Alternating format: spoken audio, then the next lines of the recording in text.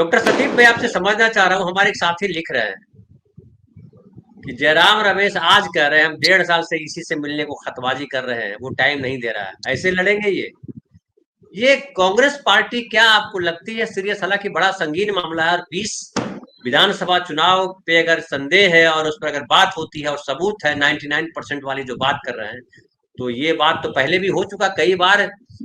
जीते हुए विधायक या एमपी जो है वो खारिज कर दिए गए, उनकी जीत कैंसिल कर दी गई, सदस्यता खारिज की गई कि चुनाव में बेईमानी हुई है, कई चीजें हुई है। इंदिरा गांधी के खिलाफ भी हुआ था, इंदिरा गांधी की सदस्यता भी खत्म की गई थी। किस तरह से आप देखते हैं, क्या कांग्रेस वाकई सीरियस है? जी, आप सभी को नमस्कार। मैं चूंकि नागपुर में हूँ, आपने रिपोर्टिंग की जिम्मेदारी दी है, इसलिए मैं यहाँ पे हूँ। और मैं आपको बताता चलूं कि सौरभ दास की जो रिपोर्ट है कारवान की, वो मैंने पढ़ी नहीं है।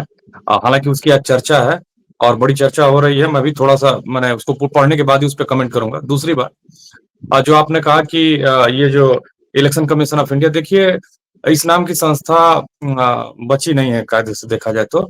क्योंकि देखिए जिस तरह की भाषा का प्रयोग कर रहे हैं हेमंत बिस्व शर्मा, लगातार बाबर के वंशजों को लात मार मार के भगाएंगे। कहाँ है election commission of India? Jharkhand में उनके वीडियोस वायरल हैं।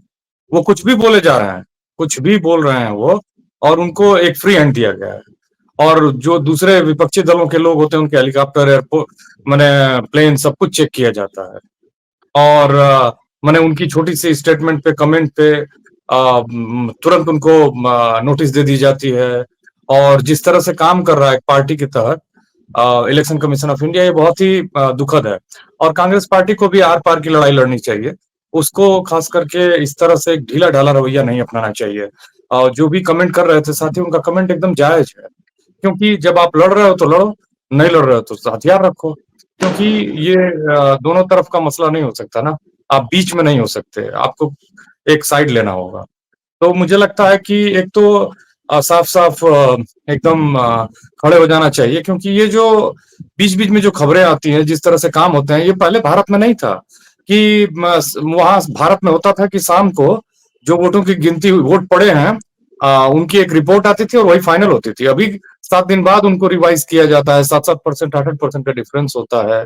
और आरोप लगते हैं कि ये सब कुछ साफ साफ नहीं है। तो एकदम क्लियर है ये कि मामला एकदम ट्रांसपेरेंसी का है ही नहीं, धनंजय जी। और इस पे अब आप समझ रहे हैं कि ये हमारे चुनावों का अनिल मसीहीकरण हो गया है। चंडीगढ़ के जो चुनाव करवाने वाले थे ना, जो नगर निगम के, अनिल मसीह साहब, तो हमारे चुनावों का अनिल मसीहीकरण हो गया। अब इसका मसीहा बन चुका है। एक बात मैं सब कहना चाहूंगा, उन अनिल मसीह के खिलाफ कोई कार्रवाई नहीं हुई। नहीं हुई, वो मुक्त हो गए। हाँ, वो जुडिशरी के ऊपर है।